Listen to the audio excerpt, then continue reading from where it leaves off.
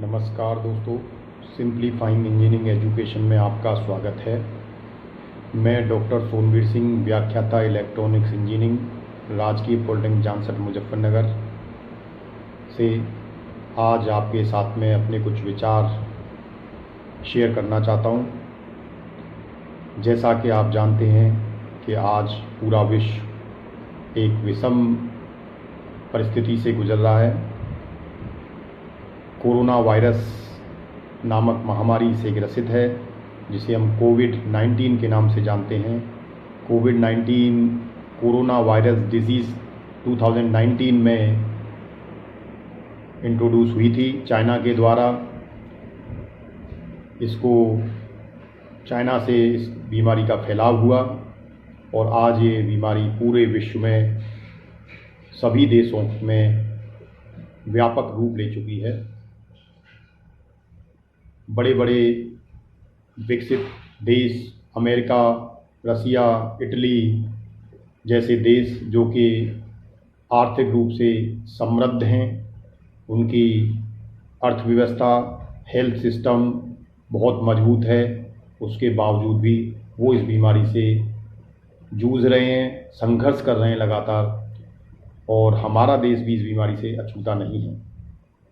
हमारे देश में भी ये बीमारी अब तेज़ी से बढ़ रही है, लेकिन हमारे देश की सरकार के द्वारा माननीय प्रधानमंत्री जी के मार्गदर्शन में लिए गए उचित निर्णयों के कारण हम इस बीमारी को काफ़ी लंबे समय तक कंट्रोल करने में सक्षम हुए हैं, क्योंकि भारत देश की जनसंख्या पूरे विश्व में दूसरे नंबर पर है।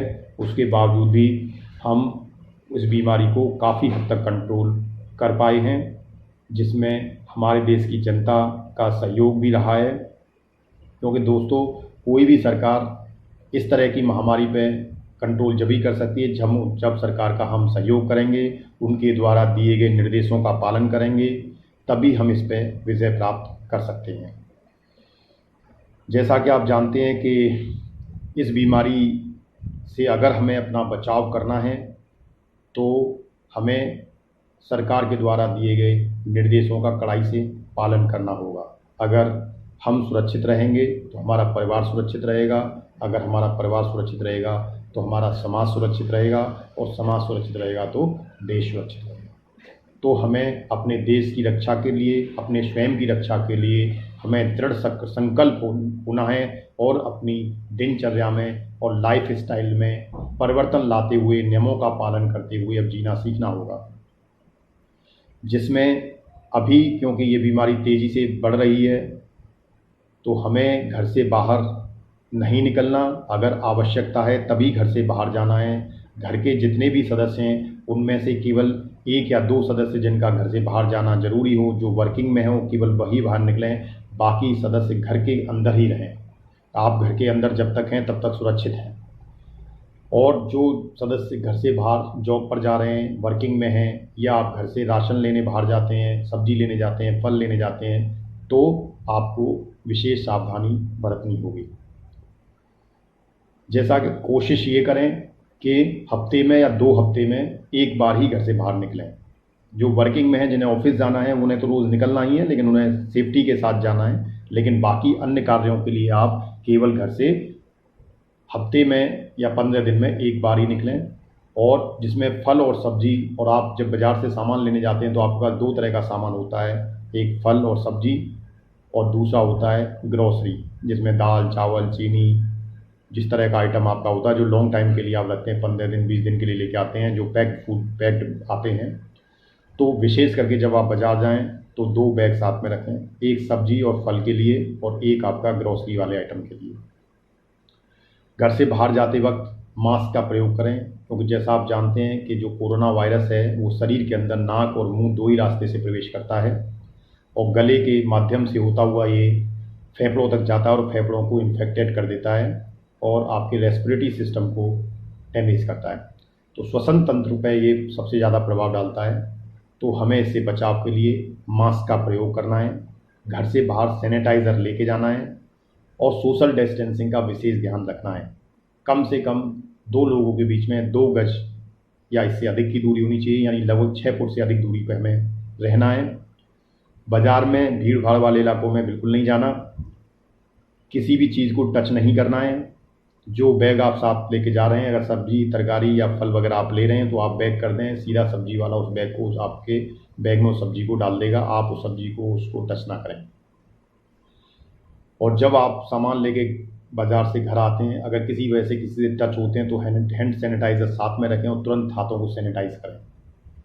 उसके पश्चात जब आप घर वापस आते हैं तो जो कपड़े आपने पहने हैं, जो जूते पहने हैं, वो घर के बाहर जाने के लिए आप जूते या चप्पल जो भी पहन के जा रहे हैं वो बिल्कुल अलग रखें। उन जूते चप्पलों को आप घर के अंदर ना लाएं। कपड़ों को आप बाहर रखें और सामान को, जो ग्रोसरी वाला आइटम है जो लंबे समय तक चलता है, कोशिश ये करें कि उसे घर के बाहर रखें। अगर घर के बाहर ऐसी जगह नहीं है कवर्ड, तो आप किसी ऐसे कमरे में जहाँ कोई नहीं जाता हो, जिसे छूने का कोई खतरा ना हो, वहाँ रख दें और 3 या 4 दिन के लिए उसे टच ना करें, जिससे कि अगर वहाँ कोई वायरस का कीटाणु, कोई वायरस अगर वहाँ आता है तो वो 3 या 4 दिन में ऑटोमेटिकली ख़त्म हो जाएगा। इसके अलावा जो फल और सब्ज़ी आप लेके आए हैं उसको आप एक टब में पानी डालकर उसमें सर्फ डालकर कम से कम आधा घंटे के लिए या 1 घंटे के लिए उसको रख दें, जिससे वो वायरस ख़त्म हो जाए। और उसके बाद तेज़ गर्म पानी से उस सब्ज़ी को धोएं और फलों को धोएं, उसके बाद ही उन्हें प्रयोग में लाएँ। इस चीज़ का विशेष ध्यान रखना है। और सब्ज़ी और सामान बस घर से बाहर से लाते वक्त कपड़ों को, आपको जो भी कपड़े पहने उन्हें बाहर रखें, अंदर ना लेकर आएँ और सीधे बाथरूम में जाकर उसे अच्छे से नहाएं। उसके बाद ही आप कुछ अन्य कार्य करें। इसका विशेष ध्यान रखना है। इसके साथ साथ इसके बचाव के लिए, जैसा कि हमने बताया कि गले के माध्यम से फेफड़ों में जाता श्वसन तंत्र को प्रभावित करता है, तो आप इससे बचाव के लिए दिन में कम से कम 2 बार, सभी सदस्य दिन में 2 बार गर्म पानी अवश्य पिएं, जिससे ये वायरस या कोई भी इन्फेक्शन गले के अंदर होता है तो पानी के माध्यम से पेट के अंदर चला जाएगा। और पेट के अंदर आपको जैसा पता है कि बहुत सारे एसिड्स खाने को डाइजेस्ट करने के लिए रिलीज़ होते हैं, तो उन एसिड्स में ये ऑटोमेटिकली डैमेज हो जाएगा। तो कम से कम दिन में 2 बार गर्म पानी पीना है। दूध में हल्दी डालकर दूध का सेवन करना है। जैसा कि आप जानते हैं हल्दी एक नेचुरल एंटीबायोटिक है जो हमारे इम्यून सिस्टम को मजबूत करता है। इसके साथ साथ गले में आप गर्म पानी से काला नमक, सेंधा नमक और उसमें हल्दी डालकर उससे गरारे कर सकते हैं, जिससे आपका गला साफ रहेगा। इसके साथ साथ कुछ आयुर्वेदिक जड़ी बूटी औषधि हैं, जिनमें कि जैसे गिलोय है, जिसे अमृत बेल भी कहा जाता है, गिलोय का रस है, अश्वगंधा है, मुलेठी है, इन सब का आप काढ़ा बनाकर वो पी सकते हैं। घर के सदस्य पिएं, जो आपके इम्यून सिस्टम को मजबूत करेगा। जैसा आप जानते हैं मानव रचना जो है ईश्वर की एक बहुत बड़ी रचना है। इसकी जो अंदर साइंस को आप देखेंगे तो अपने आप में एक इंजीनियरिंग है ये। और इसमें जो भी इम्यून सिस्टम ईश्वर ने बनाया है, जो कोई भी बीमारी शरीर के अंदर लगती है तो वो इम्यून सिस्टम इतना मजबूत होता है कि वो एंटीबॉडीज़ और एंटीडोज रिलीज कर देता है।